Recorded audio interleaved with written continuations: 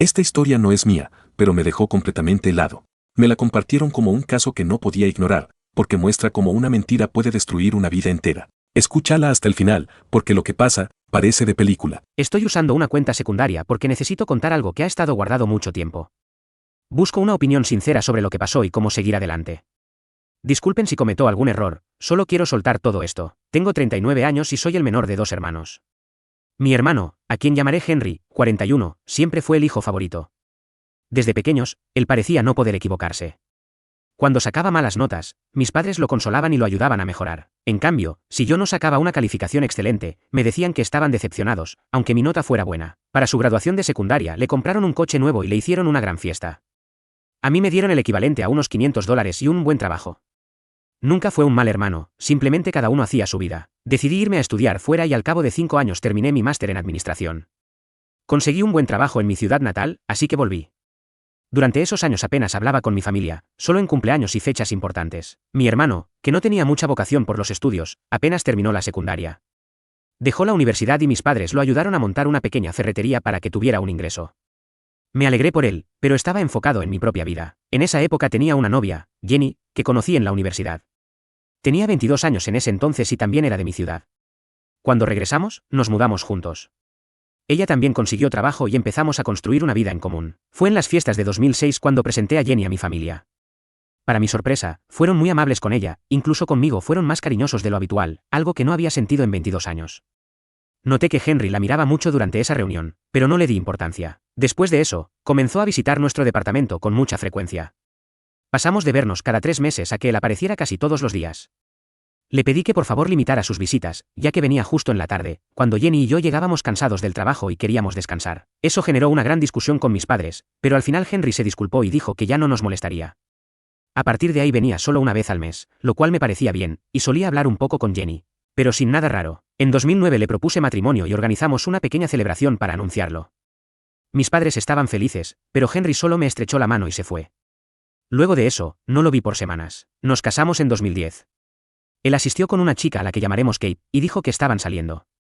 Pensé que finalmente había superado cualquier sentimiento que tuviera por Jenny. Se casaron 9 meses después, en 2011. Mientras tanto, nuestro matrimonio iba bien. Tuvimos nuestra primera hija, Alice, ese mismo año, y en 2013 nació Sara. Pero el matrimonio de mi hermano no fue tan bien y se separaron en 2012. Semanas después del divorcio, Kate me envió un mensaje diciendo que Henry tenía una fijación con Jenny y que ese fue el verdadero motivo por el que se separaron. Le pedí disculpas y le deseé lo mejor.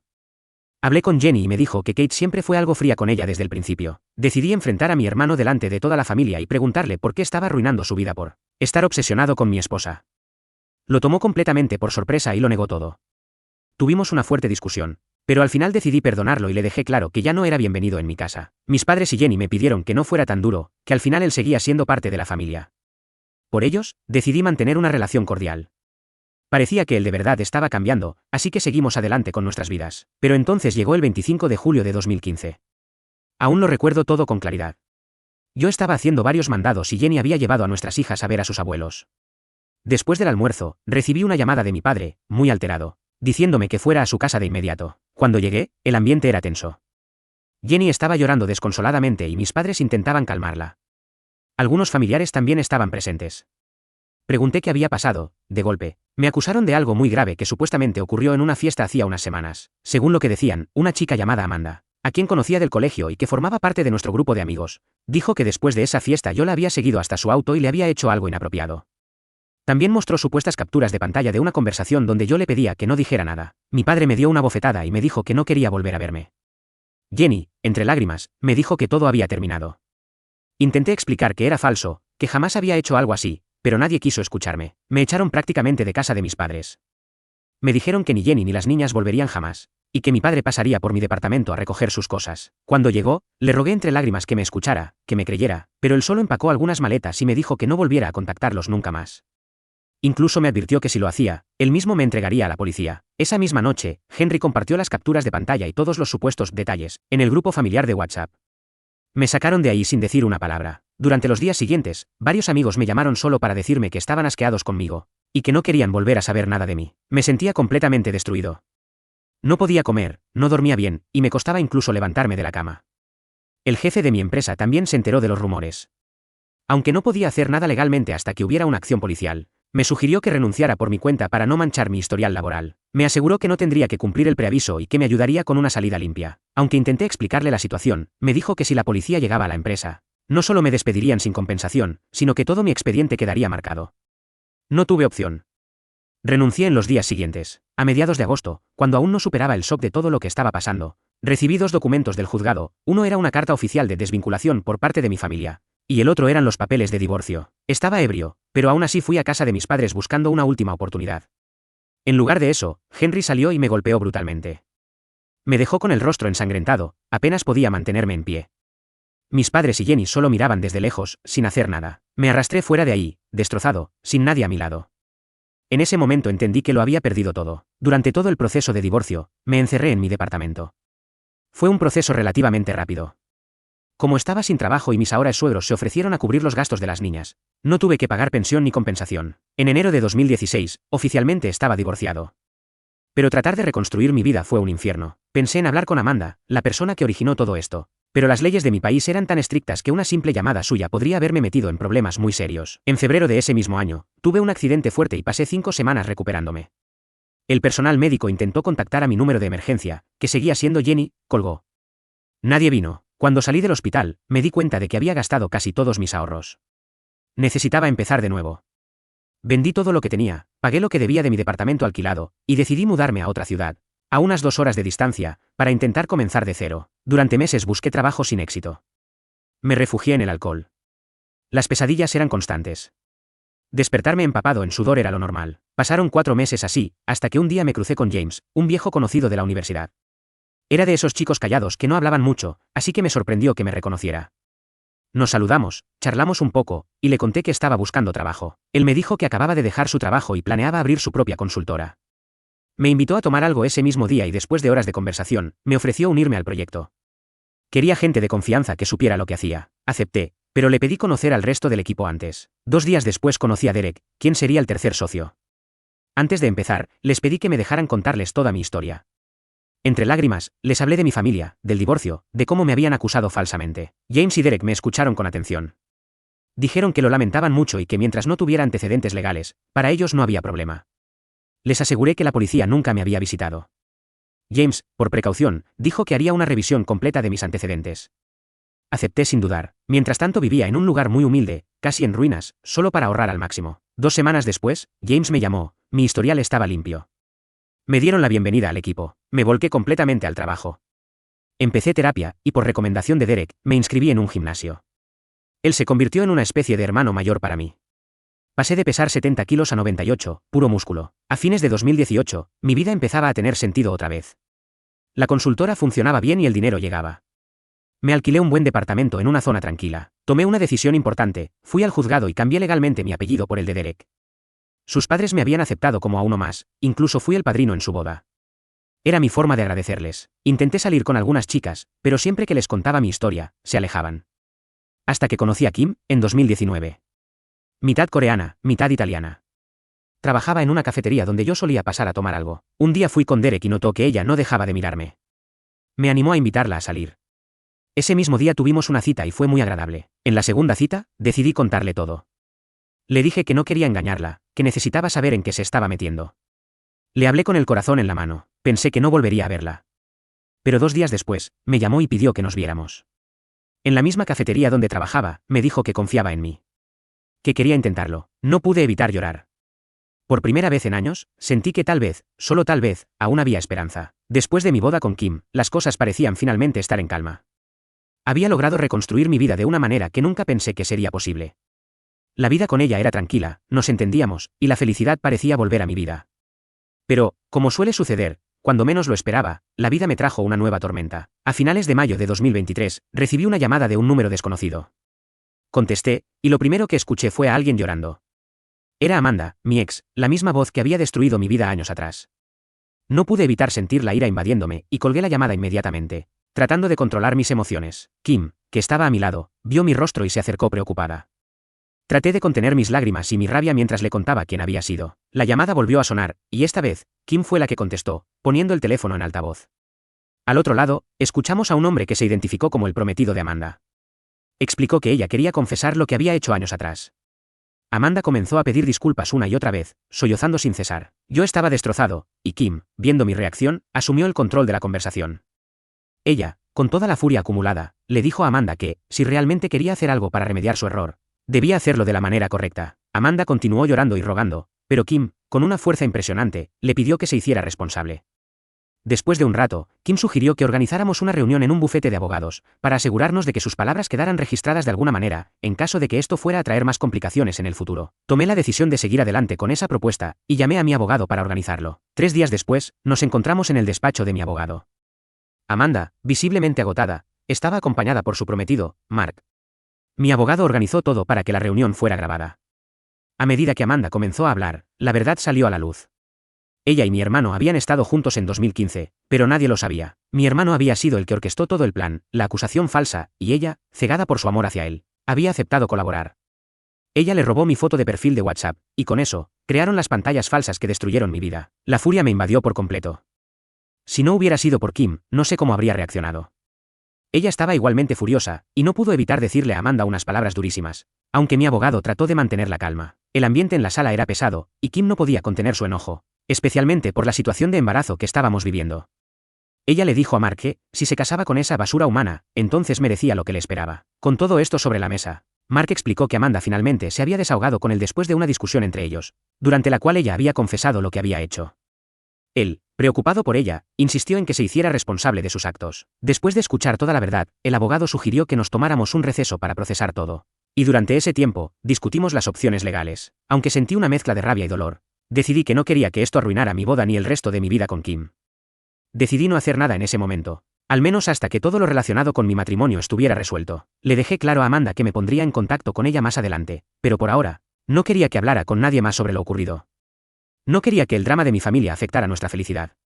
A pesar de todo, Kim me abrazó al final, y me dijo que sentía un gran alivio, como si una carga se hubiera levantado de sus hombros. Yo sentía lo mismo. Finalmente, llegamos al día de nuestra boda. Fue pequeña, pero hermosa. James y Derek fueron los mejores hombres, y pasamos 3 semanas de luna de miel por Europa. Fue una experiencia maravillosa, pero no pude evitar que las pesadillas volvieran con mayor frecuencia. A pesar de eso, Kim estuvo a mi lado, apoyándome en todo momento. Durante el viaje, hablé con mi terapeuta, quien me sugirió que, eventualmente, necesitaría confrontar a mi exfamilia para encontrar algo de cierre. Después de mucho pensarlo, decidí que era hora de dar ese paso. En julio de 2023, me comuniqué con Amanda y le expliqué lo que debía hacer. Le informé que tomaría acciones legales basadas en su confesión, pero le di una oportunidad para evitar problemas financieros si seguía mis instrucciones. Le pedí que se reuniera con Jenny, mi ex esposa, y le contara todo lo que había dicho en la oficina de abogados. Amanda, llorando, me dijo que Mark la había dejado, pero le dejé claro que no sentía pena por ella. La karma golpea a todos, le dije. A ti ya te alcanzó, y ahora le toca a mi hermano. Días después, recibí un mensaje. Era de Jenny, mi ex esposa. A pesar de que la tenía bloqueada, seguía enviándole mensajes de cumpleaños y saludos para las fiestas, así como para los cumpleaños de nuestras hijas. Este era el primer mensaje que recibía de ella en 8 años. Básicamente, me pedía que pudiéramos hablar. No quería enfrentar esta conversación solo, así que le dije que la llamaría en unas horas. Cuando llegué a casa, estaba con Kim y fue entonces cuando hice la llamada. Apenas comencé a escucharla, pude oír cómo lloraba incontrolablemente. Después de un rato, me dijo lo mucho que lo sentía y lo terrible que se sentía por todo lo que había pasado. A pesar de la situación, traté de mantener la compostura. Le expresé cuánto me había dolido saber que pensaba tan poco de mí como para caer tan fácilmente en las mentiras. De Henry. Le pregunté por nuestras hijas, me dijo que estaban bien.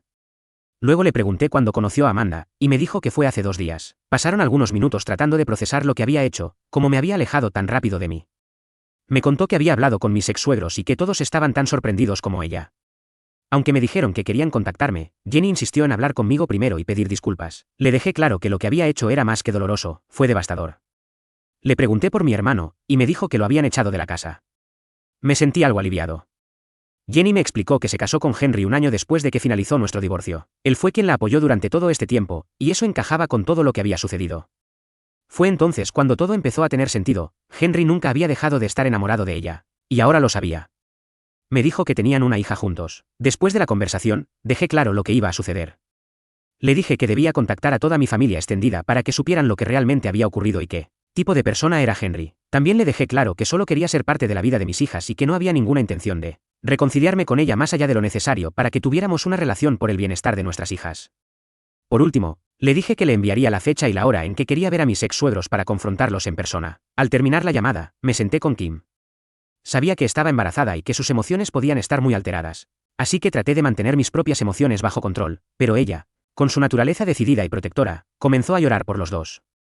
Nos abrazamos y nos quedamos dormidos juntos. A la mañana siguiente, cuando desperté, noté que mi teléfono estaba apagado. Al cargarlo, me di cuenta de la gran cantidad de mensajes y llamadas perdidas. Tenía más de 50 llamadas perdidas y cientos de mensajes. Me habían agregado a un grupo familiar en el que todos se estaban disculpando. Durante los siguientes días, algunos amigos también se acercaron a pedirme disculpas por cómo habían reaccionado tan rápido en el pasado. Mi única respuesta fue un mensaje en el grupo familiar, diciéndoles que, dado que me habían rechazado hace 8 años, ahora era un extraño para ellos y que prefería mantenerme alejado. Les dejé claro que si algún día decidía perdonarlos, sería bajo mis propios términos y en mi propio tiempo, no en el suyo. Les pedí que no me volvieran a agregar al grupo y lo dejé. Un par de semanas después, llamé a Jenny para pedirle que trajera a mis hijas durante el fin de semana para poder verlas adecuadamente. Kim, como siempre, insistió en que quería conocer a sus hijastras, aunque tuvimos una pequeña discusión porque quería que se cuidara a sí misma debido al embarazo. Al final, cedí. Nos encontramos en un parque público. Jenny se veía algo desarreglada, aunque había intentado verse lo mejor posible para esta reunión. Fue ahí cuando vi a Alice y Sara por primera vez en 8 años. Habían crecido mucho, y los recuerdos de ellas solo los tenía en mi teléfono, ya que había estado bloqueado de todas las redes sociales. Jenny intentó abrazarme, pero yo puse mis manos en señal de rechazo.